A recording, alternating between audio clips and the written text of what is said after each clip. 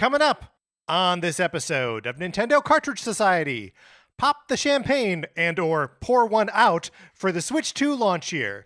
It is said the east of Noboru has, so the Nintendo Cartridge Society has with you.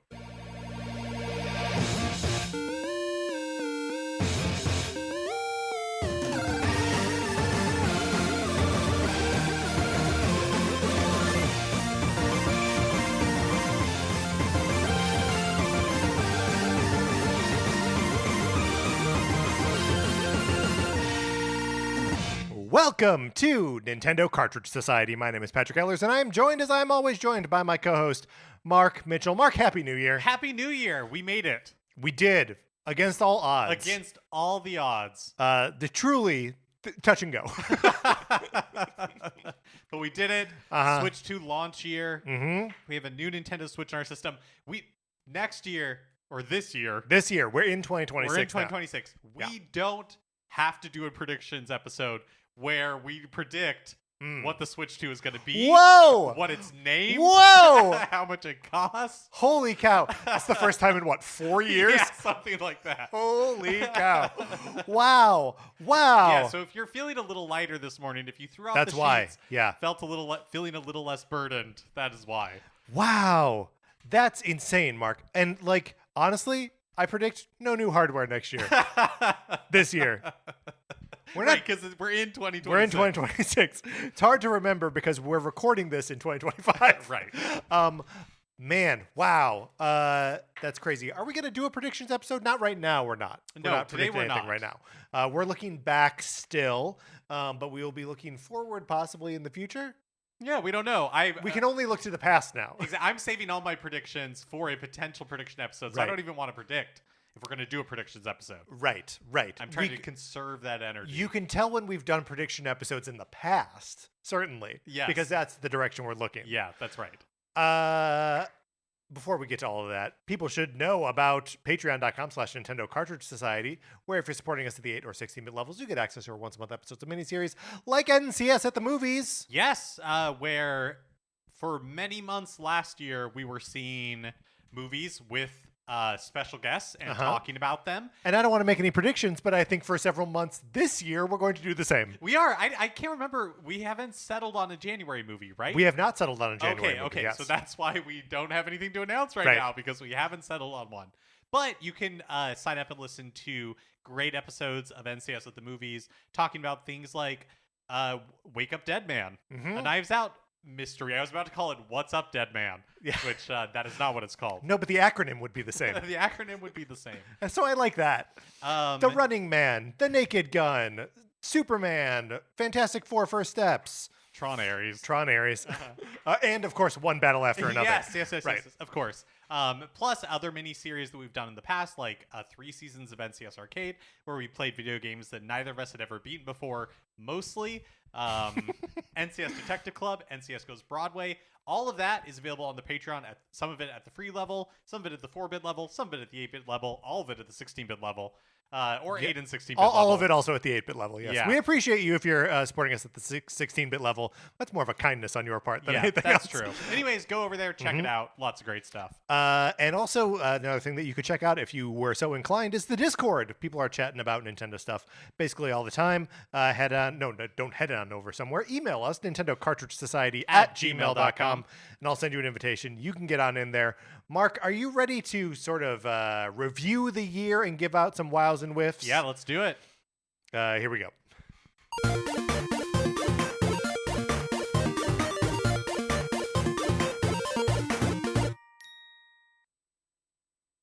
Okay, they're working now. The play and pause and skip buttons on my keyboard weren't triggering iTunes for whatever reason. So I had to do some of those early sound cues kind of a little bit more manually. Behind the scenes, baby. Anyway, it seems like it's all working now. Peek behind the curtain. I'm giving that a whiff. No, okay. So we've got this format where sometimes we will talk about stuff and we will give out wows and whiffs, or rather we will assign things wows and whiffs, and we're going to sort of take the entirety of the year 2025 and give out some wows and whiffs based on the big 8 categories that we've come up with that are all of like the buckets of Nintendo products and presentations and stuff like that have fallen into over the course of this year. Yep. So we have some kind of like tightly structured rules to this thing. That's right. So we each have a set number of wows and whiffs and some other stuff. Right. So we have 3 wows and we have 3 whiffs. Yep. And then we have 3 other things, honorifics that we can give out. 2 of which are established and written in stone, and 1 of which is a wild card. Yes. So, and we will reveal what the ones that are written in stone are, I think, when we use them. Yeah. Because they're fun. And so we have 9 altogether to give out to 8 categories. So there's one of these that we can just not use, be it a wow, a whiff, or one of these 3 other types of things. Now, we will go through these categories one by one, sort of talk about what each of them entails, and then we will assign it. Each of us gets a wow or a whiff. As we go through this, and we realize, crap, I need more whiffs. Oh, I need more wows. We can move them around, but by the end of it, 8 of our 9 must be spent. Yes, that's right. And I don't know what Patrick's are. Patrick doesn't know. That's right. What mine are. And we don't have to agree. That's correct. In fact, it's probably better if we don't, just for content's sake. But now that I say that, watch us agree on all of them. No. This is really just us granting structure to reviewing the entire year. Yeah, that's right. So, Mark, should we reveal the 8 categories? Sure, yeah. So first we're going to be talking about first-party games on the Switch 2. And then we're going to be doing first-party games on the Switch 1. Nintendo Directs. They're their own category. Third-party games, and this is largely third-party games on Switch 2, right? Yeah, but I guess they... In general, In yeah. general. Nintendo Switch Online, checking in there. Amiibo. Non-video game products and things. Yes, that's just the kind of a catch-all category, because the final category is the Switch 2 launch. Now, is a lot of that Switch 2 launch stuff going to be covered in the other categories? You bet. But a launch conveys its own feeling, its own momentum. Yeah. It's made up of games, it's made up of services, it's made up of all kinds of stuff. But the Switch 2 launch, we are going to be evaluating as its own separate thing, worthy of WoW or Whiff or whatever else these honorifics end up being. Now, maybe we might want to do this at the end. Okay. And I don't think we have to assign any of our honorifics to it. To the year in general? To the year in general, yeah. Yeah, that's interesting. I do think it's a mixed bag year, right? Like I don't think it would be easy to call this year for Nintendo a wow or a whiff. Yeah. Which is why like us having an even number of wows and whiffs feels right. It's a little challenging still, right? But yeah, I don't need like 5 more wows, right? Right, but I agree with you. I think it was I think for sure it was a mixed bag, even with like the really strong stuff that they did, you know. Trying to be vague. And even considering the strong stuff they didn't do. Yeah. I mean, mixed bag. Yeah. Well, all right. Shall we just start with our first category here? Yeah, let's do it. Okay, so the first category is first-party games for the Switch 2. Let's talk about what we mean here when we say first-party games on Switch 2. So obviously there are the brand new Switch 2 exclusive games, which by my count there aren't that many of just that, right? So we got Donkey Kong Bonanza, we got Dragon Drive, we've got Hyrule Warriors Age of Imprisonment, and Kirby Air Riders. Those are the only 4 like exclusive, right? No, I don't think that's right, because I think Mario Kart World yes, is and on there. right, and Nintendo Switch 2 Welcome Tour. Yes. Okay, so those like 6 games. Also in contention here, or a part of the conversation, Super Mario Party Jamboree plus Jamboree TV, Kirby and the Forgotten Land plus Starcross Worlds, Pokemon Legends ZA, and Metroid Prime 4 Beyond. And obviously, we're talking about the Switch 2 versions of all of those games. So, Mark, given that, so was there something else that was part of this too, Mark? I think the other thing that we were talking about is Yes. updates to first-party games that aren't necessarily like special Nintendo Switch 2 editions, but by Right. having a Switch 2, they're releasing updates for games that make Right. them run better, higher resolution. We're that sort talking of about thing. like Super Mario Odyssey. We're talking about like Link's Awakening and Echoes of Wisdom. Even like Super Mario Galaxy, that release, right? Like, Sure. has improvements for Switch 2 that aren't a special Switch 2 edition. Right. And something like Clubhouse Games gets like the game share functionality, stuff like that. I guess also in this category sort of goes the Nintendo Switch 2 versions of Breath of the Wild and Tears of the Kingdom, right? Right. So there's a lot that goes under this umbrella, I think. So, Mark, what do you think? All right. I gotta say, just like Yeah. from like broad kind of strokes, I loved Donkey Kong Bonanza. Yeah, for sure. A Switch 2 exclusive first party game, like a game that I loved. Loved the Emerald Rush DLC. I know it gets kind of flack online, but like whatever. I think it's awesome. I really liked Mario Kart World when it came out. I've really liked revisiting it. And I had an absolute blast with the with Breath of the Wild, the Switch 2 version. I didn't finish that game, but I got through the 4 Divine Beasts and like really loved it. And I'm still working my way through Metroid Prime 4, which I'm overall liking. It just to give like a little snapshot of like the individual games that I had like a very good time with. Yeah. Let's just do our Okay. Let's reveal our choices, because then I think it'll just be easier to Right. talk about. Sure. Okay, so we are going to on the count of 3, we're going to 1, 2, 3, and take our. Yeah, we have sticky notes. We have sticky notes, with right? all of our honorifics written down. And Okay. So yes, we'll count down from 3 Yes. and then reveal. Okay. 3, 2, 1. Wow. Okay, we're both saying wow. Yeah, I think that it's, as far as Nintendo Switch 2 first-party releases go, I think it's been a good year. I mean, like you said, Mario Kart World, Donkey Kong Bonanza, I think is an all-timer.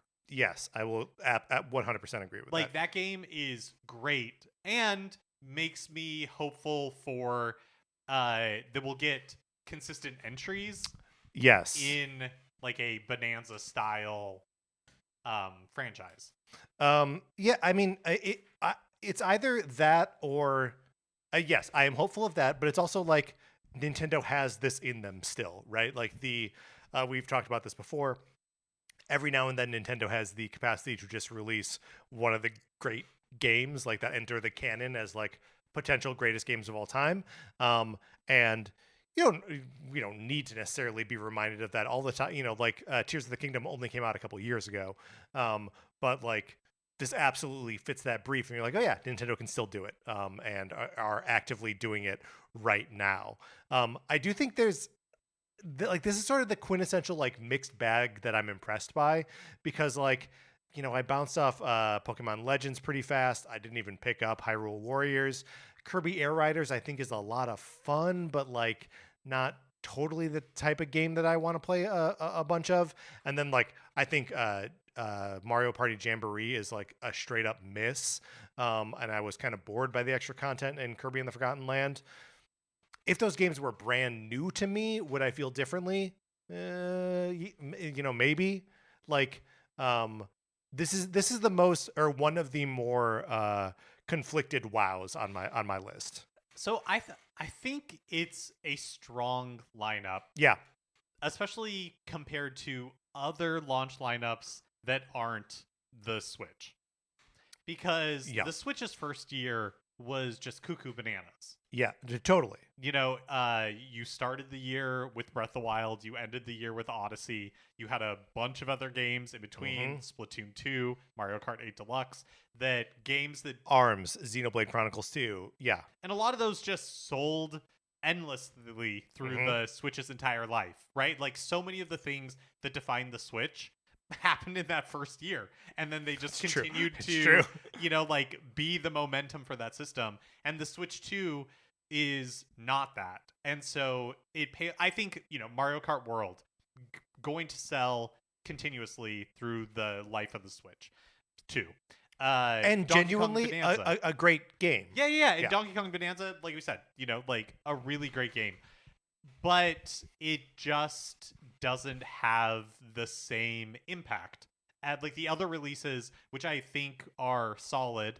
Like I would say overall it's a solid launch lineup, not like the most magnificent launch lineup we've ever seen. Totally. But solid doesn't begin with a W, so we didn't have that as an option. Right. We had to use WoW, Whiff, or some of these other ones that we don't want to give away at the Right. moment. Okay. Any other just like stray thoughts about the first party lineup? In 2025, Yeah, on Switch 2. I think no, not really. I do think that one thing just for me, you know, I mentioned all sort of rattled off here. Pokemon Legends, Hyrule Warriors, Kirby Air Riders, and Metroid Prime 4. Man, they released all of those games within 2 months. A month and a half, really, right? From mid-October until the beginning of December. And you know, I am a person who, on a long enough timeline throughout a year, will just accidentally buy everything Nintendo puts out, right? Like I made that a promise in 2024, and not a promise in 2025. But these all came out so fast that like even if I wanted to like spend more time in Pokemon Legends, I just didn't have that much time with the game, you know, like to get thirsty to try it more. You know what I mean? Yeah. I mean, like when I look at it, I bought Mario Kart World, Yes. Nintendo Switch Welcome Tour, which I haven't finished, but occasionally will go back into and you know do a section or two. Donkey Kong Bonanza. I did buy Dragon Drive, but it came out right before I was traveling and then never played it ever again. Mm-hmm. I picked up Starcross World, but I didn't pick up Pokemon Legends. I didn't pick up Hyrule Warriors. I didn't pick up Air Riders.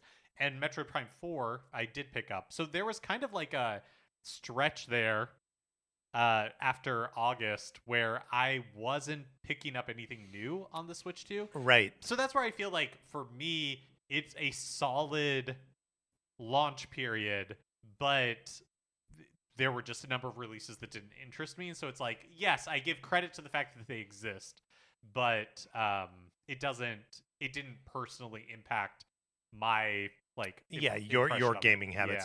Yeah. And you know, I think we both had like sort of busy years, just like generally speaking. And I think overall we played less games than we have in the I think past. that's true. Although like I say that and like, you know, I don't know, I put like 60 hours into Bonanza and like another 100 hours into Hades 2, and I just said I had a full playthrough of Breath of the Wild. So like I was playing games.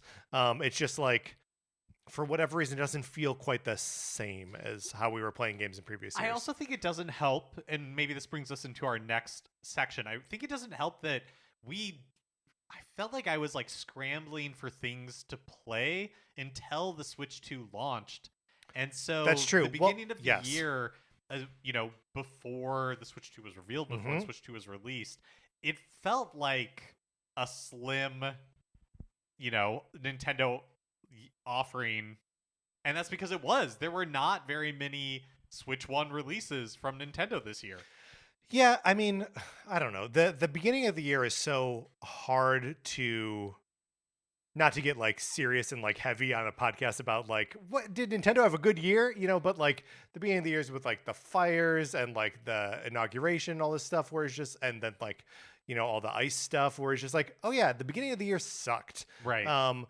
Just on like a personal political level. And you know, where we eventually get to with like our entertainment stuff, you know, maybe has a shot of like drowning out some of that despair. but like just didn't at the beginning of the year. Yeah. And also we were doing a NCS arcade at that time, so I think you and I were really just playing a lot of like the games that were coming out on like NSO, because like those were our, you know what I mean? Like we weren't playing a bunch of new games. I think we were playing like older stuff. Yeah, I mean, I guess that's true. I mean, I just look at the first party games, Yeah. right, for Switch. Yeah, Donkey Kong Country Returns. Well, wait. Do you want to move on to? Because that's our second category. Yes. Okay. Or was there anything else you want to say No, about no, Switch 2 launch? no. Okay. Let's do it. So Donkey Kong Country Returns in January. I picked this up, or HD.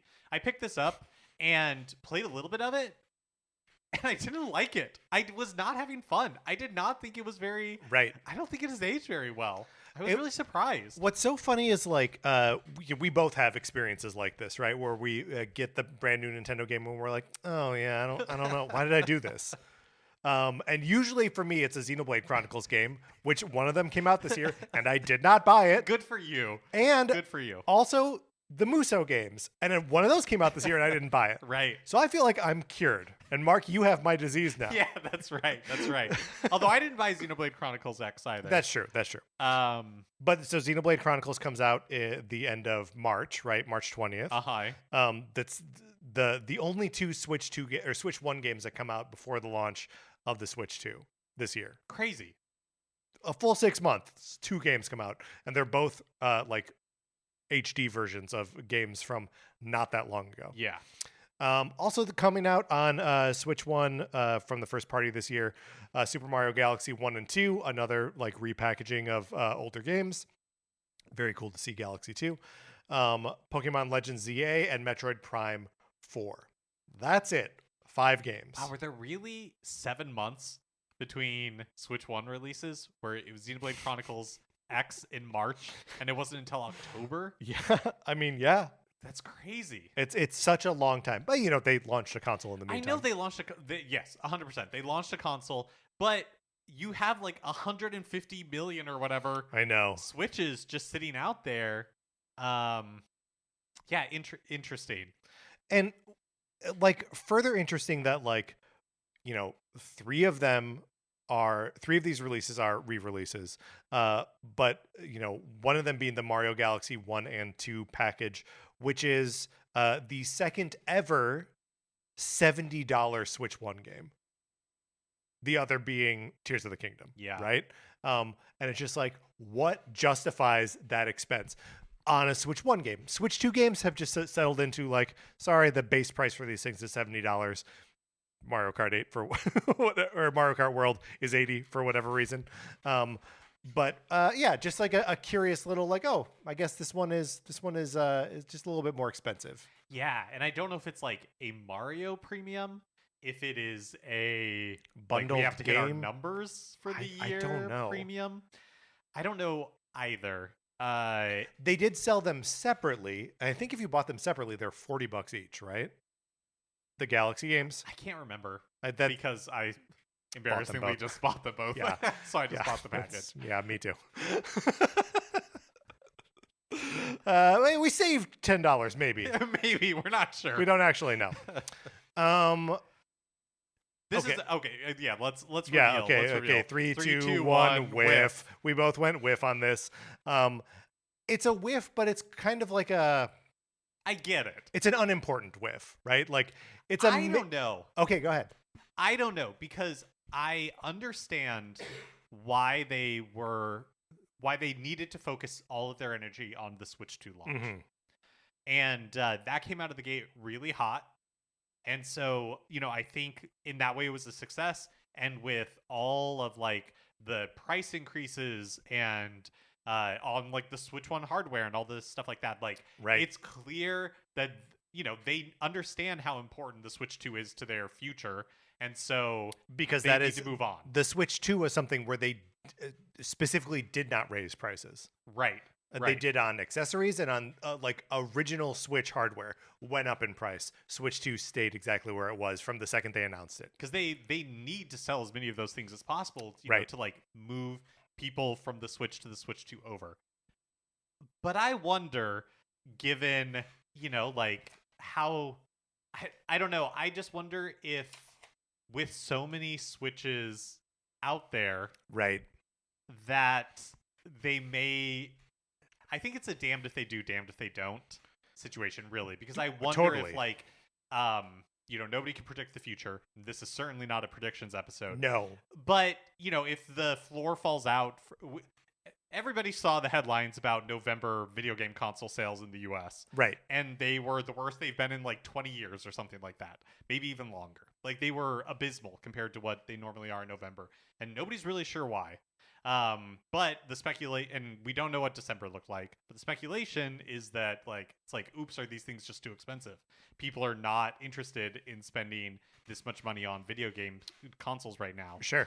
And if that is the case, will Nintendo have wished that they had a stronger pipeline for Switch One games? Switch One games. Yeah, I mean, and that's is it possible that we see any of these Switch 2 games like reverse engineered for Switch 1? Like, it doesn't seem likely that they could get Mario Kart World running on a Switch 1, or that they would want to, would want to, because they do want people to move to the Switch 2. That's the next 10 years of Nintendo. So yeah, I mean, it's not as though they have no Switch 1 games coming out next year, right? Like they've got two marquee first party, whatever, Rhythm Heaven and Tamagotchi Life. But like they have games coming out on Switch 1 next year.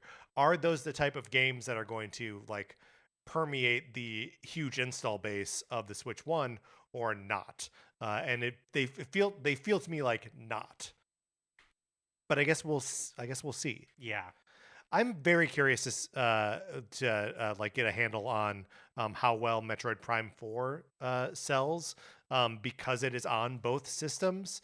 But also, like, Metroid's such a strange data point from like a sales perspective anyway, which like I just want to know. I like in like 2 or 3 months, once we get like the the January to like from launch through like the end of March next year. I just want to get those numbers and see like, did this thing actually sell? Right.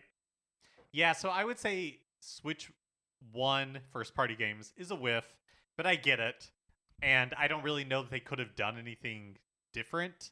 But yeah, if you're a Switch 1 owner, you just sat out most of the year. Yeah. Yeah, I mean, you absolutely did. And I think some of that is made up for by some of the NSO releases, but I guess we'll talk about that in a little bit.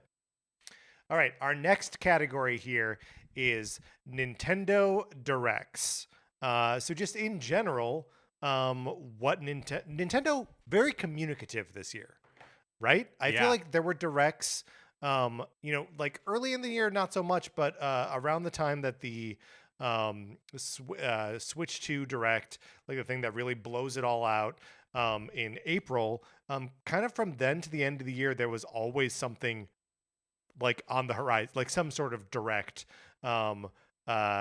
conveying information of one kind or another. Do we want to just like shout out some directs that were like impactful or like disappointing or strange or whatever? Well, I was just going to say, like, especially compared to 2024, yes, 2025 felt really robust as far as Nintendo Directs go.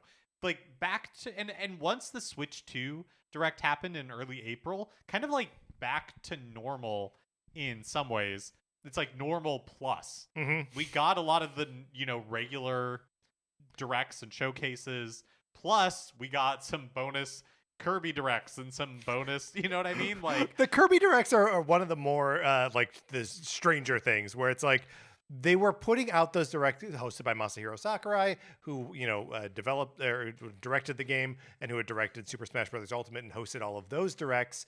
And it seems like they're just like, I don't know, that's the way we market his games, and it seems like that's not actually that's how you market a Smash Brothers game. And like I know our appetite personally and within like our community on Discord, that there was just not that much excitement for those directs, that a lot of us tuned in for them and then we're like, I'm out after 20 minutes, so those feel like weird, not missteps, because it's still fun that they exist.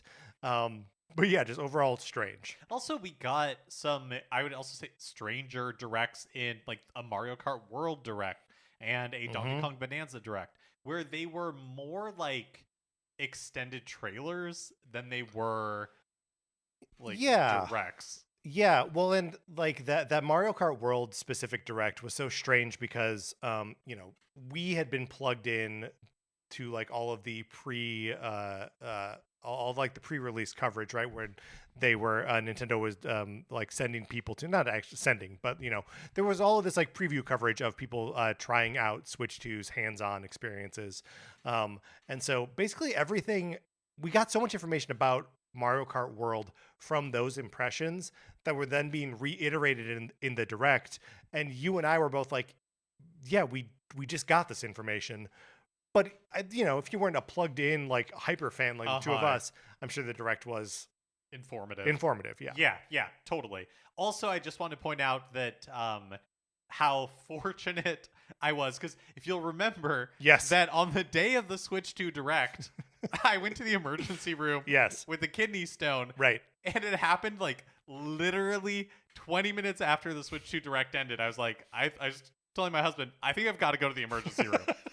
Can you imagine the nightmare if it had happened before the Switch 2 Direct? If I had missed the Switch 2 Direct because sure. of the kidney stone? I mean, I was thinking, can you imagine the nightmare if like you and I were sitting down to record, when it was like on mic, if you would have been like, I think I have to go to the emergency room. Yeah, that would have been bad. That would have been bad. But I think it would have been worse if like totally in the middle of the Switch 2 Direct. I can't go. I have to watch this. Exactly. So yeah, and friend of the show, Connor McCabe, stepped heroically up filled in and helped out there. And then you and I recorded like 2 more episodes about that presentation afterwards. Anyway, so like whatever. And I gotta say, so like that was such a big. It felt like for us, like big and satisfying direct where, we got all of these crazy announcements, like the Mario Kart World, or I guess that wasn't the announcement, but Welcome Tour was there, the Switch 2 versions of the Zelda games, Hyrule Warriors, Kirby Air Riders, Donkey Kong Bonanza, like reminder about Metroid Prime 4. It was just the camera, game share. Totally. And also all of this, like, here are the specs on this thing. Here is how we are thinking about its power and like numbers and HDR and 4K and all and 120 hertz. All this stuff that was like, oh, Nintendo's talking about this thing differently, right? Right. And so I don't know. That felt like such an amazing presentation, and especially because it was a week after this Switch 1 presentation. Do you remember this? Yeah. Where, Rhythm Heaven and Tomodachi Life and the announcement, the reveal of Nintendo Today all happened in this thing, along with a bunch of other stuff, all Switch 1 focused.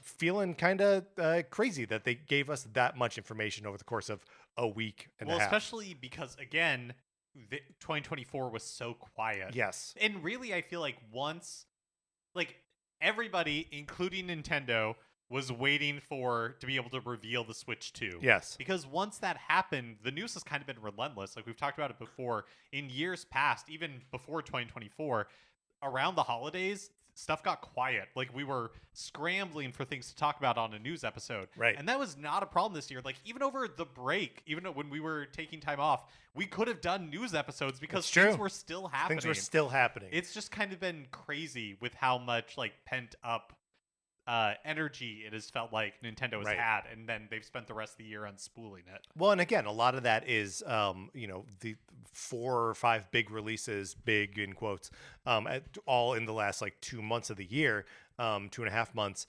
like really does mean that like all of the information about those games and around their releases pop at the same time. So like it was a very exciting year news wise. I will also say that the Nintendo Direct in September, the one that focused largely on Mario's 35th anniversary or 40th anniversary, my gosh, revealing Virtual Boy is coming to NSO. That was good. Pokemon Pokopia, which I'm hyped for. Mario Tennis Fever. Super Mario Brothers Wonder plus Bella Bella Park, the Nintendo Switch 2 version. Yoshi and the Mysterious Book. The Fire Emblem game. A reminder about Tomodachi Life. It was a great direct. It was a great direct, and like had just the right mix of like this is cool stuff for like, hardcore game guys. This is cool stuff for like Nintendo dorks, and this is cool stuff for everyone. Yeah, there was great third-party stuff in there too that we'll talk about when we talk about third-party games. Yep. But like Resident Evil Requiem and all that kind of stuff. Totally. So yeah, I think. I mean, should we reveal? Yes, we shall reveal. 3, 2, 1. This is a wow for me. This is a wham bam thank you ma'am for me. I could not imagine being more satisfied by a year's worth of Nintendo Directs. So this is one of our special pieces, the wham bam thank you ma'am. Mark is giving it a wow, which feels like a step down from wham bam thank you ma'am, but I don't know. Yeah. I'm reserving maybe my wham bam thank you man for something else. Yes, but very good. yeah, I think it was definitely a wow year for Nintendo Directs. Of course, when you have a new hardware reveal, that in and of itself is going to make it a pretty incredible year. Yep. All right. Are you ready to move on to third-party games, third-party support on mostly Switch 2, but also Switch 1?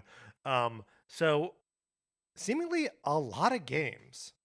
I think for me, a lot of games. And I think the reason why Switch 2 stands out to us so much is because this feels like a different energy from third parties than we've been seeing. It's not bringing Arkham City, the Armored Edition, to Wii U. Right. And even, like there used to be a few miracle ports on Switch where you're like, wow, they got Witcher 3 running. Wow, Doom is coming to Switch. And Mark is going to play it there. Yeah, and I really liked it. But, and it felt like it was like, yes, you're getting it sometimes with compromises, but you are getting it. Versus with Switch 2, it has come out of the gate like, no, you're going to get, older games, but even some newer ones. Like, you're going to get Star Wars Outlaws, and the port's going to be good. Pretty good, yeah. You're going to get sports games, and they're going to be the full versions now. They're not going to be, like previous generations. You're getting Borderlands 4 someday, maybe. You know what I mean? Like someday, we think. But like, Cyberpunk 2077, Street Fighter 6, those like current generation games that are now just like out on this platform. And we got a lot of like information about stuff coming in the future, like Indiana Jones, like Elden Ring. You mentioned Borderlands 4, if they ever get that to run on, I don't know, anything. But like Resident Evil, right? Yep. Day and date. Capcom now has two current Pragmata, generation games, that and Pragmata, both coming out day and date on the Switch 2. We think. We think. We'll see. Those are the plans. That has happened. It's happened in the past. They're printing amiibos for both those games too. But yeah, like I fully believe that Requiem will come out. I think so too. Coming up real soon. And it has like special editions and all that kind of stuff. And then Pragmata is also like coming out in April, right? Yeah, something like that. Really soon. They're really soon. Also, this isn't even counting, or I don't have it on the list, but like this is an older port, but like Final Fantasy VII Rebirth. Oh yes. Remake. Man. What is the first one called? Remake. Yeah. Like that comes out in a few weeks. I have that pre-ordered. So it feels like a really exciting and what a responsible price point for that too, right? It's like $40. Yeah, and comes, if you bought it, it comes with like the original Final Fantasy VII. Incredible. Yeah, and it's the Final Fantasy VII Remake Intergrade, so it's got like that extra content. Yep. And this is all to say nothing of like the.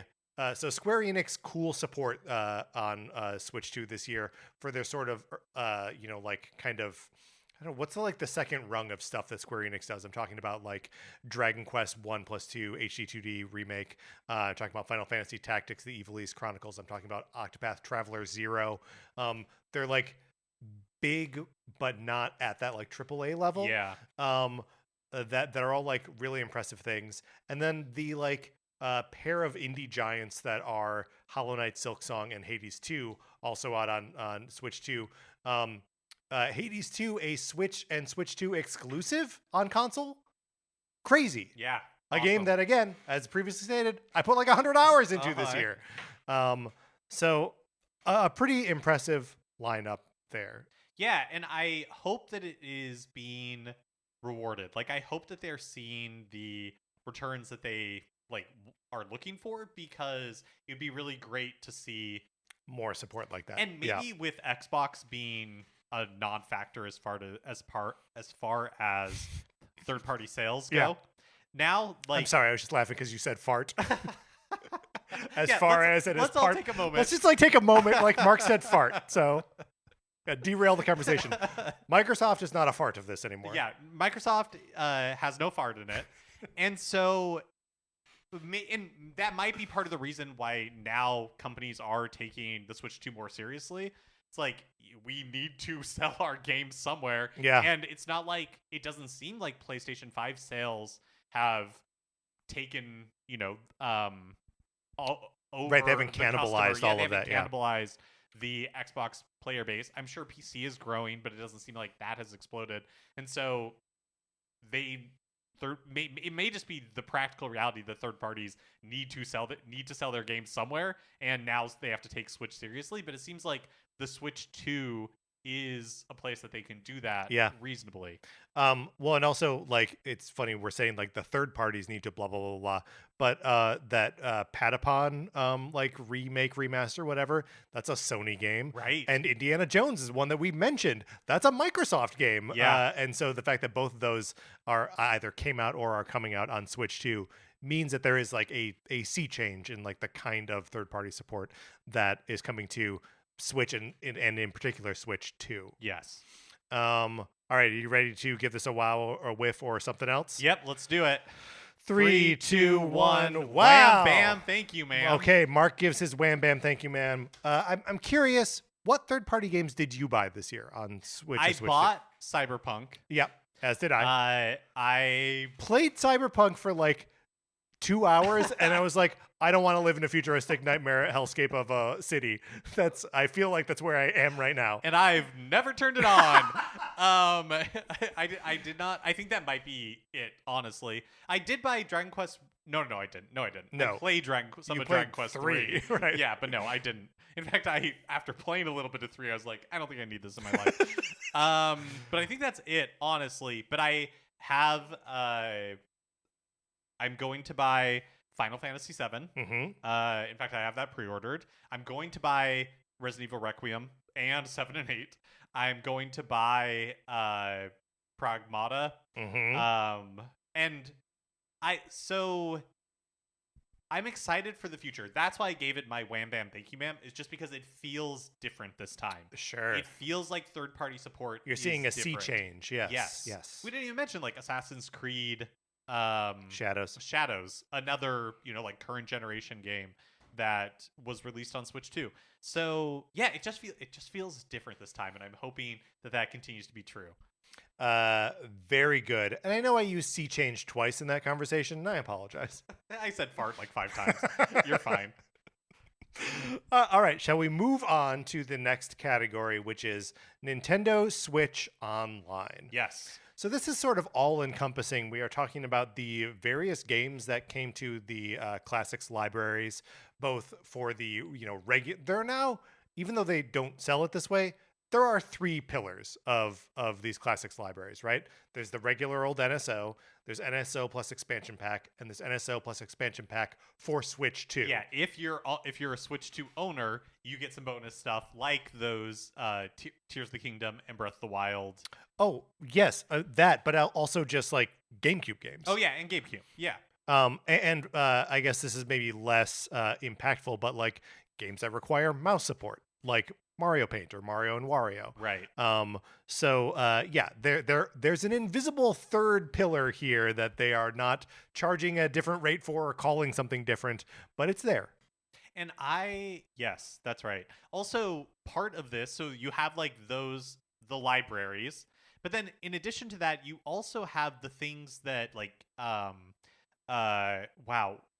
game chat. That's what it's called, right? Yep. Yeah, game okay. chat. Yep. I was trying to think of the official name, but yeah, game chat, which right now is not a paid feature, but Right. presumably will become one in 2026.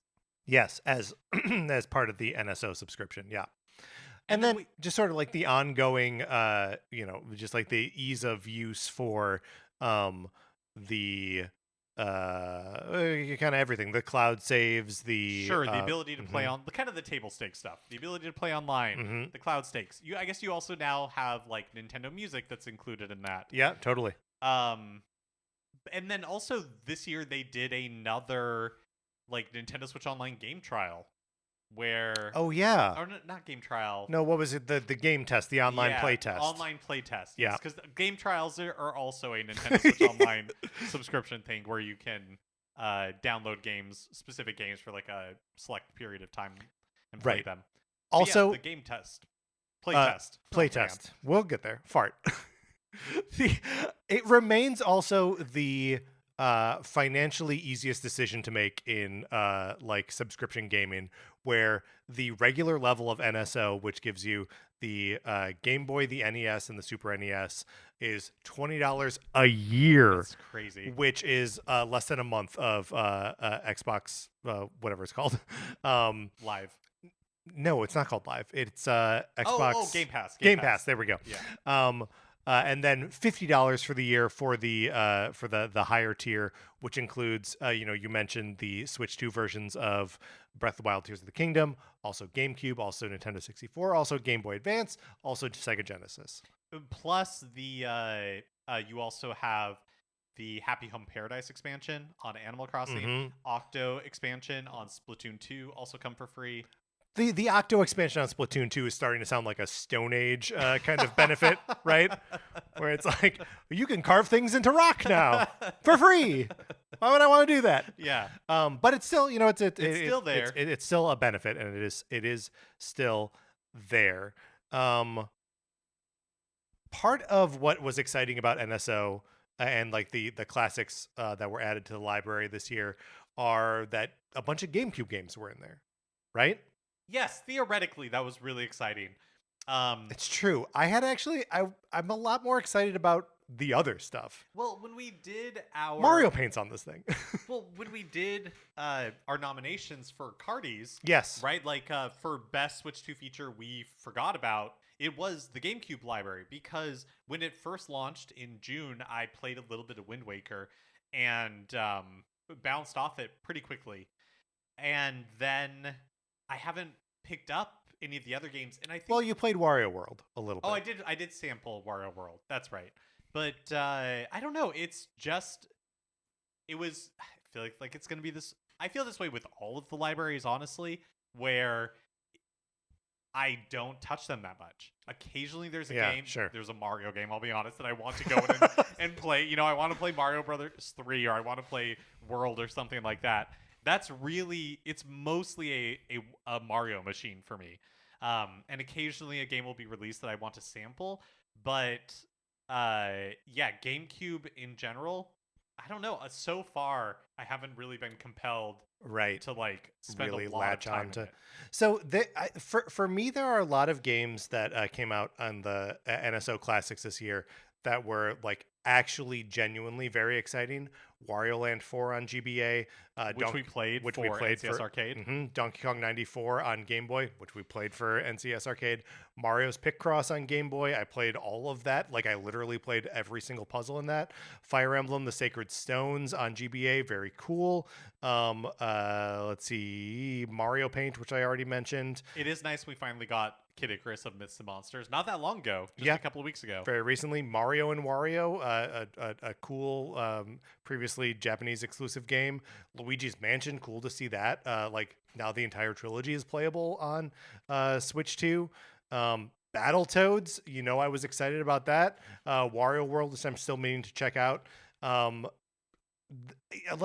then there's all this other stuff in there that it's like, if you and I decide to like do another, we just like sample some Genesis games. They added eSWAT, Sweets, City Under Siege, Streets of Rage, and Super Thunderblade. So like, yeah, I totally hear what you're saying. I feel like I take Nintendo Switch Online for granted. Sure, because it is so cheap, and which by the way, I could 100% an easy way for Nintendo to make more money without having to increase like Switch 2 prices would be increasing the price of Nintendo Switch Online. And they've not done that. They have never done it. But we've also talked about, it's not like Nintendo Switch Online, their subscriber base is not really growing. It's kind of stagnated. And so I don't know that they can raise the price right without losing subscribers. which they don't want to do. Anyways, this is not a prediction episode. 'Cause No, we're it not is. doing one of those. It is not. I just Also, Virtual Boy's coming to this thing next year, so like we're gonna get to play Wario Land Virtual Boy. yeah, that's right. And that's awesome. Well, maybe we should reveal what our honorific is for Okay, this. ready? Yeah. 3, 2, 1. Wild card. Okay, so we have wild card. We have a wild card. We have to say what the wild card stands for. Okay, my wild card is whatever. Your wild card is whatever. It is because, like I said, I take Nintendo Switch Online for granted. I appreciate Tetris 99. I appreciate Yes. like being able to play online. Yeah, of course. The cloud saves. I don't even think about it. Perfect. Nintendo Music. I'm glad that it exists. But I feel like I know as we're going through this that it offers a ton of value, and yet I'm it's still just not value that I'm you're taking advantage of. not even that. It's just for whatever reason, I just emotionally am like, yeah, it's good. So it's interesting. I was on Jeremy's podcast a couple times over the last year, and once right after the Mario Galaxy Collection was announced, and Jeremy, his observation about it was like, now that Mario Galaxy 2 is going to be available to play on Switch, people will stop talking about Mario Galaxy 2, because what we want is the ability to play it. We don't actually want to play it, and I don't 100% agree with that, but I do think that there is something that shape around NSO and around these classic libraries where, like, how much am I actually going to play any of these games? Some of these games I will play a lot of, Mario 3 or whatever, but I do just like having the ability to dip in and sample games here and there, and every now and then totally get lost in one. We both played Earthbound basically for the first time on NSO, right? Mm-hmm. And it's just like, it is a portal to a bunch of magical stuff. Yes. No, I agree with that completely. All of it, where it's also like there is a certain element of like, I just want access to this thing. Yes. Like the ability for me to play this thing is cool. The fact that I can do it at any time is comforting. Will I ever do that? I Right. don't know. It's a great Just, question. Like, that's what I right? mean by just like taking it for granted. Right. Right? I don't even think about the fact that I can play Super Mario Brothers 3 at any time. I should play that right now. Why am I not playing Super Mario Brothers 3? Well, and are you going to play the NES version? Are you going to play the All-Stars version? Or are you going to play Super Mario Advance 4 or Super Mario Brothers 3? I know. I have so many options. You have so much good stuff. It is insane the amount of games that are on. Yeah. Like, and not crap, like good games. Also crap. I mean, Yeah, like there's- both are on present. there. Yes. But I just totally take it for granted. I don't think about it. Yes. And that's why it's a whatever for me. Not because I think it's a bad program. Obviously, I think it's an insane deal as we're talking about all the things that you get Yes. for $20 a year. Or 50. Or 50. But Which is also cheaper than 2 months of Xbox, which Game I've already Pass. forgot. Game Pass, thank Yeah. you. but yeah, so a whatever for me. So my wild card is not for whatever, it's for Wario time. Because Wario Land 4, because Mario and Wario, because Wario World and Virtual Boy Wario Land. Wario's finally getting his time to shine on NSO It's an this year. indisputable rating. / also a little bit next year. Okay, shall we move on to our next category? Yes. Okay, the next category is Amiibo. You thought they were dead, Kinda. but they're not. They're really not dead. Amiibo, not dead. Still alive. Back and more expensive. But bigger. Okay, so they are all these things are true. Something that so the Street Fighter 6 launched on Switch 2 with 3 Amiibo. As you say, they're more expensive, $40 each, and they're huge. They're like 150% the size of a regular Amiibo. But by, mid-December, these things were on deep discount. Yeah. You could get them for under $10 each, which that you could get the whole set for less than I paid for one of them, Uh-huh. So I'm frustrated with the state of Amiibo because they launched them all really expensive. And there's a like an inessential quality about some of these things. That like the Kirby Air Riders amiibo, which I got both of the two that came out this year, and I have a pre-order for the Meta Knight one, and I've got to really consider how badly I want to like continue collecting these things because there's two more after that Meta Knight one. And if each one is going to be $50 when they come out, and they're all these like big chunky guys sitting on other big chunky things, I don't know. They just it feels less, it feels more foolish now than it did in years past. I'm not really sure how to articulate that. I know what you mean. I think it was surprising how quickly some of these went on sale.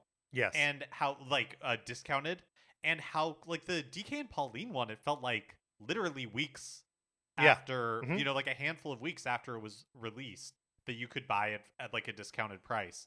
And I don't feel like that used to happen. So I just don't know if the demand is not there for Amiibo anymore. Well, I think the demand isn't there at that price, right? Because when Amiibo launched, they were like $14. Right.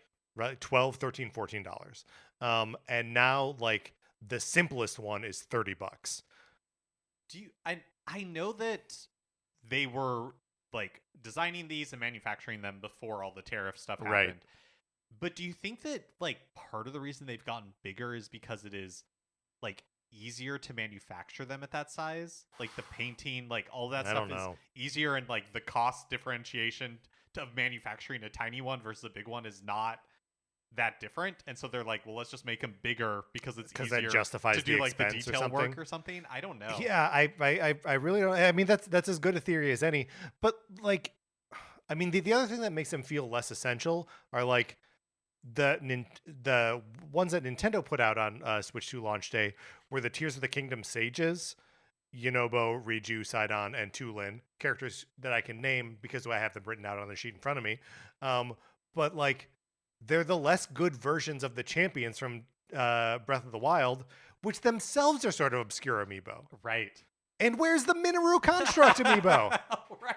Spoilers for Tears of the Kingdom, I guess. That they announced. They announced it. With still no release date. Still no release date. Yeah, it's... I honestly thought that amiibo could have died, been gone. Yeah, me too. But they're back, and sometimes you're like, the Pragmata one looks bad. The Pragmata one does look bad. Like, it's also kind of the Resident Evil one too. Yeah, Grace, is that her name? Grace Ashcroft. Yeah, like also, and we know Leon's in the game. Give me a Leon amiibo. Yeah, that's cool. Well, let's do our rating. Okay. Do our rating. All right. Ready? 3, 2, 2, 1. WTF. We're both giving it a WTF, which we have now used up all of our special. Yeah, that's right. Wild card, wham bam, thank you ma'am, and WTF. Because really, like, okay, amiibo are back, but I don't know that anybody wants them. And I understand your hesitancy to like pre-order these things, because it's like, well, if I wait, it's the Ubisoft problem, right? If I wait 6 weeks, am I going to be able to get this thing for like half off? Right. Well, I don't know that we've seen that happen with the Kirby Air Riders amiibo just yet. But I mean, they haven't been out that long. Right. And I wonder. Metro Prime 4, those have those. Yeah, gone on no, sale? I haven't seen them. I mean, yeah. but the Silex one just came out, less than a month ago at this point. For whatever reason, the Samus and Viola ones came out or before the game came out. So yeah, and this is really why it's WTF, right? Is I just don't know what's going on here. And why was Yunobo not available for pre-order? Why was Yunobo not available for pre-order? Lousy with them. He was like everywhere, rows and rows. Yes, at Best Buy. That they were trying to charge $30 for. Yeah. And had to knock it down to $8. And the mystery of why Yunobo was not available for pre-order, but was so ubiquitous. I don't know. Amiibo, I am more confused than ever at like the Amiibo. We're getting third-party ones at a rate that, like the Street Fighter 6 one. It's really just from Capcom. Well, but you're right, because Street Fighter 6 Street Fighter 6 did those like the 3 actual like character ones and 2 waves of cards. 2 waves of cards, and the first wave of cards made sense because it was like a pack with all of them, and then after that you could only buy like little booster packs with like some that are new variants and some that are actually the new characters are whatever. It's convoluted and bad. And so it's those plus some Monster Hunter Stories amiibo, plus the RE9 and Pragmata amiibo, which we've noted are either strange choices or look bad. So it's just like it's just a big ball of like I don't know what's going on here. Yeah. It's a weird one. WTF? WTF? We don't get it. Here's the thing: they could turn it around with a set of Final Fantasy VII remake amiibo. If Square Enix were to get in this game, also we didn't talk about the Galaxy ones that they announced. yeah, but also haven't huge. been released yet. Those are also those are huge. Yep, those are also big, and I've got them both pre-ordered. And I don't know why. Well, no, it makes sense. No, it does because like you had a momentum with Amiibo, and there was a time where it was difficult to get the new Amiibo, right? Where they would release, they would sell out like immediately in pre-orders, and then you wouldn't know if you were going to get them again. But now it feels like they either don't sell it out in pre-order or they do, but we're still just flooded with them one way or the other. And so the urgency, like the importance of getting it ahead of time just feels less. But the problem is you never know when that's going to change. You don't know. Yeah, exactly. Listeners, if you are seeing Amiibo in stores, what is the state of the Kirby Air Riders and Metroid Prime 4 Amiibo? Are they on shelves? Or did Nintendo properly calibrate and like actually sold out of them at their like full price? And this will in some ways, Amiibo will forever be a WTF for me until they reprint the QB one. I mean, truly, and they with their box boy, and they print it in the US. Yes. Yeah. We need it. All right. So Amiibo WTF for 2025. That's right. From both of us. Next up, non-video game products. Products / services / I don't really know. Things that happen that had Nintendo's name on them. Of course, Nintendo Today. That app, that they used as like a communication tool / short film distribution / announcements about a Zelda movie. You know, like the weirdest. I still don't get it. Yeah. Outside of like just Nintendo needing a method for direct communication that is not tied to or like exclusive to a social media platform that isn't their own. Right. Like, yeah, it makes sense as part of their broader strategy to try to engage with people more regularly, to get people to create Nintendo accounts, like all that kind of stuff. And I guess, yeah, if like, they have stayed on X, that's still where they post all of their updates. Mm-hmm. But I guess if I don't know what worse thing could happen for, that they would make them leave the platform at this point. But if they did, they now have like a home that they can go to that is like Nintendo controlled, kind of like a safe space. And several times this year, things came out on Nintendo Today before they put them on X. Yeah. And they've even made it so you can't like screenshot. I know, it's crazy. So it's like, yeah, if you want to watch or whatever like exclusive thing was posted there, you basically have to download the app now. So I guess we'll do the things like sort of related to the Nintendo Today app, and we've already sort of mentioned them glancingly. The Zelda movie announcements, that like that's where we got the casting information for those for Zelda and Link, and where they first like put out those like on-set photos or whatever, and then those quickly make their way to other places, but both of those, right? I was trying to remember when because Nintendo Today was announced at the end of March, and then it was released that day. Then the next day they posted some Zelda news, and I can't remember, was it the fact that a movie existed? I mean that was a very early Nintendo Today announcement, just like a post from Miyamoto. Yes, right, being like, "This is Miyamoto." Yeah, I think that was the day after Nintendo Today launched. But close to you, right? The Pikmin short film, released multiple times over successive days. First, which is like a baby experiencing some strange things. Then the next day, those strange occurrences being explained by Pikmin are doing it. And then the two videos sort of like one after another, so you can see the difference between the Pikmin being present and the Pikmin not being present. That was legitimately on in my Nintendo Today feed at the top of it for like a week and a half. Yeah, I wouldn't know because there's not been a week and a half long period where I've checked Nintendo Today every day, even during something mysterious like Close to You happening. I still don't understand how the updates are No. distributed, No. because there was like a Wario update sometime this year that involved butts or farts or something, and I never got it. Yeah. Yeah, no, it's strange. And there's like no way to like you can see what they're serving you up for that day, but like you can't go back to something. You can. Can you? Yes. Like something from the history? Yeah, there's like a news tab where you Okay, can go okay. back and you can see everything. I don't know. It's a strange. I don't check it every day. I don't have push notifications turned on. Right. But Same. occasionally I will pop in to see what's going on in Nintendo Today. Other stuff not connected to Nintendo Today. Nintendo opened a store in San Francisco. Cool. We have not had an opportunity yet to visit. Nintendo opened the Super Nintendo World at Epic Universe in Orlando. Cool. We have not had the opportunity to visit it. But we've been to Super Nintendo World at Universal here in Hollywood. Yep. Let's see what else. My Mario rather. The sort of like kid-friendly initiative that is Yeah, it's like aimed at preschoolers. Yeah. With a line of products like books for young children and like block toys and which all that are kind of also stuff. amiibo. Yes. Which that makes sense to me. Right. Mobile apps and Switch apps that, just like to introduce kids, apparel, stuff like that. Introduce children to Mario at a young age. Fire Emblem Shadows. Oh yeah, just like came dropped on out of mobile. nowhere.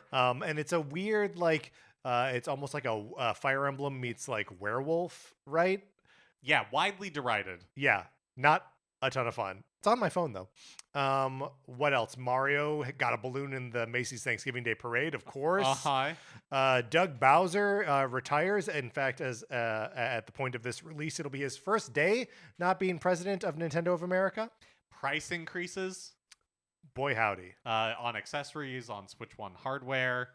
Everything except, of course, NSO and Nintendo Switch 2 hardware. And I guess the announcement of like the Super Mario Galaxy movie, the reveal of the Super Mario Galaxy movie. Yeah, true. And I guess there was a Nintendo Direct for that as well. Yeah. But we already talked about Nintendo Directs and we gave them wows and wham bam thank you ma'ams. And then, there's like Lego Mario and DK and stuff like that. And of course the ongoing support to the Nintendo Music app, which you and I talked about every week. Yep. I don't know, anything to say about the Nintendo Music app? Oh, I think we were going to. Was this episode where we were going to? Oh, yeah. Our Nintendo Music Yes, our like the whatever it is end of year wrap up thing. Yes, Year in review. The Spotify Wrapped has the branding down. So I took screenshots from when we talked about this on December 16th. Okay. So that's what I can. I spent 678 minutes listening to the Nintendo Music Okay, app. I had 875. Okay, so both of us, mine's like 11 hours, right? And yours is a little bit more than that. It's like 14 or something like that. Yeah. And like that's more than I thought. it's more than I thought too, and it also doesn't seem like that much. Because like over the course of a year, you think about like the music you listen to, and like 10 hours is not that much. No, I listen to music at work all the time when I'm Right. working, and it is a lot of times Nintendo music, but it's on YouTube. I'm like listening to YouTube mixes. Right. Well, and I'm usually queuing that stuff up on my computer and not on my phone. Yeah, which is the only place that you can listen to Nintendo music. Mark, what was your number one favorite track in 2025? Okay, yeah, my top track was Moonlight Canyon from Kirby and the Forgotten Land. My top 3 are all from Kirby and the Forgotten Land. I like that soundtrack. Oh, that's interesting. I've got a. I mean, here from 5 to 1. Number 5 is the Shrines Trail from Breath of the Wild. Ending from Super Mario World, Korok Forest from Breath of the Wild, staff credits from Breath of the Wild, and Sticker Bush Symphony at number 1. Oh, very good. From Donkey Kong Country 2. My 5 is Northeast Frost Street from Kirby and the Forgotten Land. Number 4 is Globe Nighttime Forecast Channel from Weed Channels. Number awesome. 3 is Enter the Fiery Forbidden Lands from Kirby and the Forgotten Land. Number 2 is Roar of DDD from Kirby and the Forgotten Land, which is an awesome track. And then Moonlight Canyon is number 1, also from Kirby and the Forgotten Land. Yeah, it's funny. Like if I go below, like top 5, I start to see stuff like, entrance, street pass, me, plaza, and it's just like, oh, I must have played that one whole time, and that's why it's showing up in my top 10. Yeah, title theme from Wave Race 64 Yeah, is on well, here. Dolphin but that Park rocks. from Wave Race 64. That's very yeah, good. no, I feel good about that. I don't know. Is there any other information from this thing? There's top tracks each month. There's Yeah, my most listened to playlists. Number 1, Kirby the Forgotten Land, but number 2, staff credits. The playlist. I bet that's a good playlist. Yeah. My top 3 playlists are Breath of the Wild, Street Pass, Me Plaza, and Pikmin 4. Let's see. My most listened to game. No surprise. Kirby and the Forgotten Land. Yeah, I think that's pretty much it. Yeah, I stopped taking screenshots after that.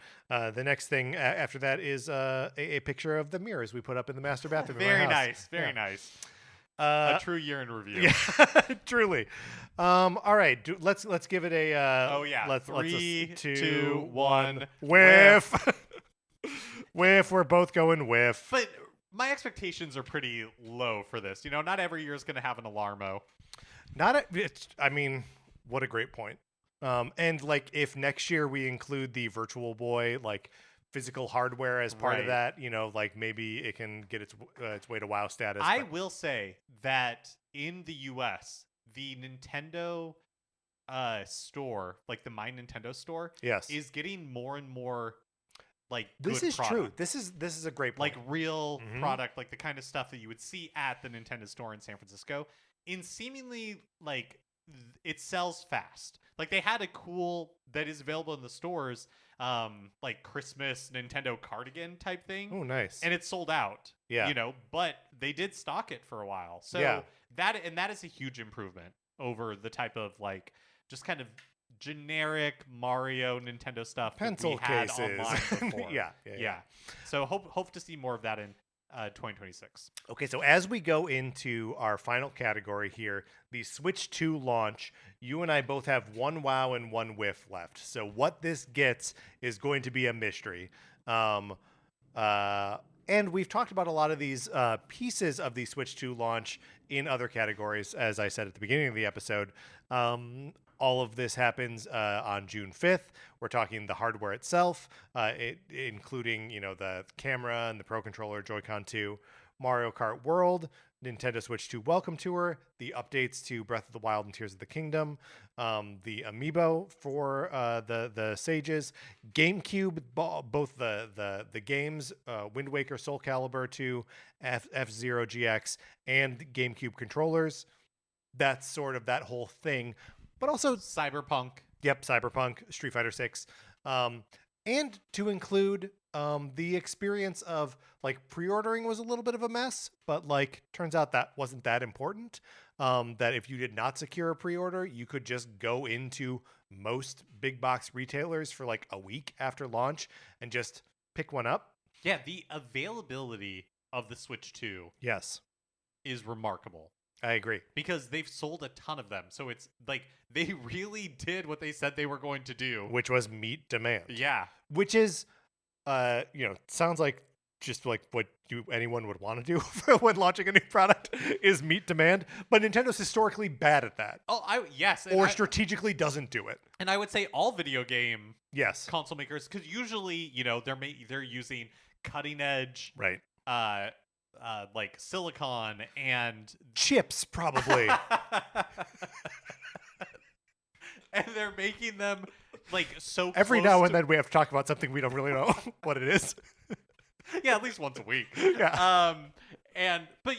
Or they're manufacturing them so close to when the console's actually releasing, and the Nintendo has not had that problem. There was maybe like 2, 3, 4 weeks where you couldn't immediately walk into a store and buy a Switch 2. But by the end of August, maybe even before that, yeah, they got were tough pretty, again. Yeah. And then like a bunch were available for the holiday seasons. The bundles, both the Mario Kart World, which like is either still around or came back, and the Pokemon ZA bundle, like there are a lot of like different ways to buy the Switch 2, and it's mostly just easy. Yeah. which I think is interesting. Also, we had fun standing in line at Best Buy at 9 p.m. because we time zone shift now in a way that we never used to for physical launches of consoles. But that was super fun. Yeah, that was super fun. And also, the internet was out, and so it was like really slow, Right. but still a fun experience. That's right. And then like I had a great the next because I didn't have a pre-order there. I was getting mine from Nintendo itself, which but also had a pretty like nice system of pre-ordering. And if you didn't get like in that first wave of pre-orders, they kept your information and like would send an email sometimes after launch being like, you can order one now if you want. But that was a nice thing to experience too. And totally new, like the ability that Nintendo was selling Yep. the hardware themselves. Yeah. It was the first time that's happened in the US. Yeah, that Nintendo online store presence is just like getting better seemingly every year. Anything else about the Switch 2 launch that you want to say before we throw down either a wow or a whiff? No, I think we should just do it. 3, 2, 1. Wow. We both say wow for that, which makes sense because we both gave wows to the first party lineup on Switch 2 this year.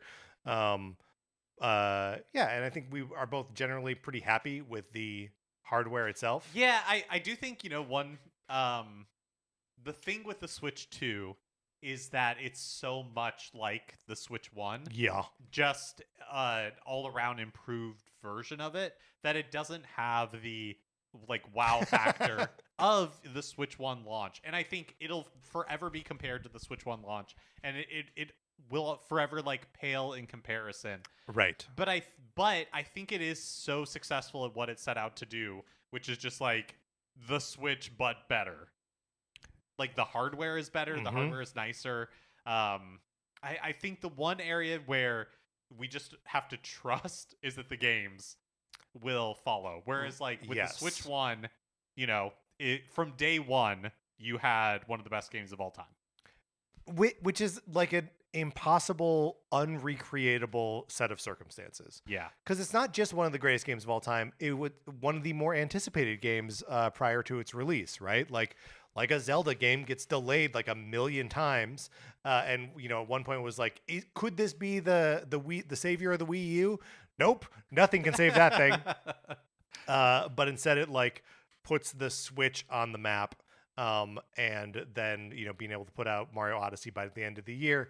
It's just a truly unrecreatable launch year scenario. Yeah, and so this doesn't reach that, but it does something that is impressive in its own right. And also, Welcome Tour is in there. Also, a Nintendo Switch 2 Welcome Tour is in there, and you and I both like sort of it's like fine. it. Yeah. We think it's pretty good. Yep.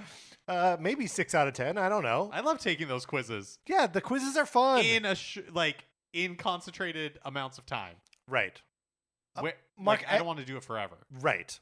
As I was driving over here, I saw a billboard for parenthood. Every now and then you see a billboard that's just like for an abstract concept. This one was for parenthood.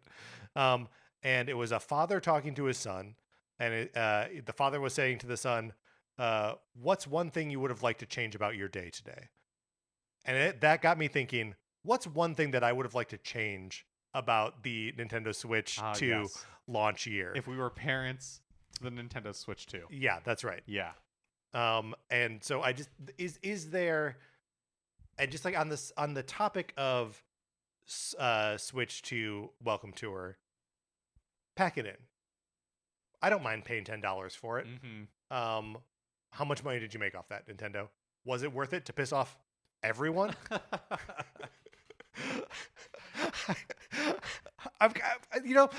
It doesn't. That $10 does not bother me at all. I think that's a good price for it. But this is the hill we died on with Super Mario Run as well, and I'm like, just pack it in. I know. I think maybe the one that I would say was the $80 for Mario Kart World. That's another one. Yeah. Was it worth the headlines? Because it seemed like for a while that Nintendo was planting the flag at $80 games and other publishers were going to follow. Do you remember when Microsoft was like, that's right. we're going to be releasing $80 games, and then later walk that back? Like, just kidding, we're not. Those are going to be $70 games. Yes. And so I don't know if like the backlash to Mario Kart World is what did it, or if it was something else. But now, you mentioned the Mario Kart World bundle. That is, Nintendo said that was running through fall. We, I think, now know that they have stopped manufacturing it. And so when that run, like when there are no more of those, will people buy Mario Kart World at $80 when they're picking up, their Switch 2? Yeah, because most people did not pay $80 for Mario Kart World. Most people paid $50 for it. Yeah, in fact, like Nintendo made more bundles than non-bundles. Yes, for of the Switch 2. So I don't know. It's that's the one I would say is this going to be? It'll be interesting to see if it is worth it to them. That the $80 was worth it. What's interesting is because $80 is also the price point for a lot of the Nintendo Switch 2 editions that are plus whatever, so plus Jamboree TV, plus Starcross World, plus Bella Bella Park. I assume, actually, don't quote me on that one. Maybe we don't have a price for that yet. But that's $20 for the DLC. And I wonder if that's what they were just like, that $80 sets that bar there, so that 80 doesn't seem insane for Mario Kart World, but it just does seem insane.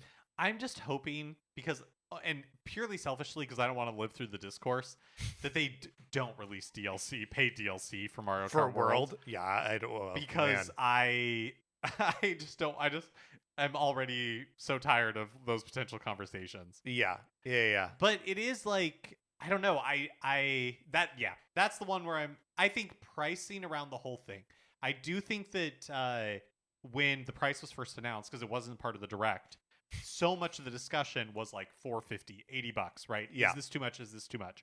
I feel like the discussion around the price of the Switch 2 itself has pretty much died down. And I feel like the consensus is, yeah, it's a lot, but also everything's getting every piece of hardware has gotten more expensive. That being said, I don't we were talking about a little bit earlier. In November, console sales in the US were horrible, historically terrible. Right. So is it just not just for the Switch 2, but for the PlayStation 5? So I think a question is oops. And whatever Microsoft does. Right. Yeah. But no, the thing that the third best selling console was that whatever it is, that is it an educational thing, or I think it's just a cheaper gaming system. Yeah, okay.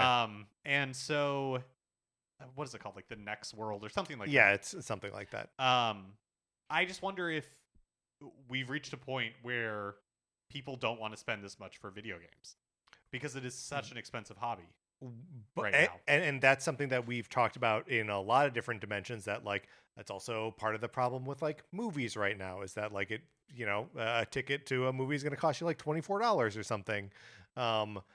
That all of these things that were relatively cheap entertainments or affordable entertainments don't feel that way now. And even if you look at inflation and blah, blah, blah, blah, that no, actually maybe games are cheaper than they used to be. That doesn't feel true right now in a way that is overriding whatever the numbers might say. Next Playground. That's what it's called. Very good. But yeah, no. And what does it do? You don't have to do. I know you just Googled, but I think it's funny a box for motion control games. Okay. Yep. It costs $250. So that's $200 probably less than a Switch 2. You know what I mean? Mm-hmm. And if you're looking for an alternative, everybody has a phone. Lots of people have tablets. Right. You can play Fortnite for free on anything. Yeah. So it's just the Roblox. There are just so many things that are, I think, potential difficulties for the Switch 2 in the future, even though it's had such a great launch. So yeah, I think I think pricing. That's probably the big thing coming out of it. That even though I think it's a fair price for a Switch 2, I just don't know how many people are going to want to. That's the Pay it. kicker, right? Is that it's fair. Well, and it's a criticism that gets thrown at Nintendo a lot. That like, yeah, they launch their first party games at a high price. They never drop them unless they're like going on a quick sale for something, and even that usually not within the first couple years.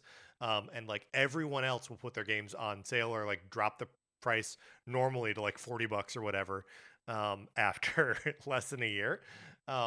And like, is that a space that anyone can realistically occupy anymore? Right. Right. With things like Game Pass, which I didn't need to be reminded of the name of this time, or anything that you could play on your phone, like you were just saying, Fortnite, Minecraft, Roblox, for free, which is cheaper than anything.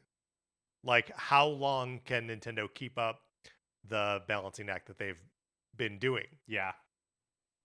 I don't know. I think 2026 is going to be very interesting for video games. All right. I don't think there's any reason to recap our wows and whiffs here. Overall, the year gets a yeah. wobbly. Oh, well, yeah. Yes, that's right. A wobbly. All right, Mark, let's close this out. That's going to do it for this, the first episode of Nintendo Cartridge Society of 2026. We will be back in your feeds on Tuesday next week to discuss news. Hopefully something will have happened, and if not, we've got a couple weeks of gameplay to talk about. And then, Thursday from there on, and then we're back after this, right? That's right. We got to talk about if we're doing some kind of predictions episode, because maybe it's time for that again. Maybe it is. Feels like the future's wide open. Maybe the fact that we don't have to predict anything about like a Switch 2. Right. Well, anyways. Well, yeah, I mean, who knows? Switch 3 at the end of the year? We don't know. Yeah, Switch 2 Lite. They got to wait on that one a little bit. We're going to get it direct in February, right? Yeah, I think so. Cool, man. It feels like we're back. Feels like we're back. That's going to do it for this episode of Nintendo Cartridge Society. Thank you so much to our 16-bit patrons, Connor McCabe, Trace Millette, Kyle Seaborn, and Drew Mackey. We appreciate you and everyone who's interacting with us on the Discord, on Patreon, listening to these episodes, wherever you do that. We appreciate you. If you're not in the Discord, email us, Nintendo Cartridge Society at gmail.com. We will send you an invitation. Anthony DeLuca made our logo. Our theme music is provided by 8-Bit Betty. You can get more of his music by going to 8bitbetty.com or by listening right now. For my co-host, Mark Mitchell, this is Patrick Eller saying thank you for listening.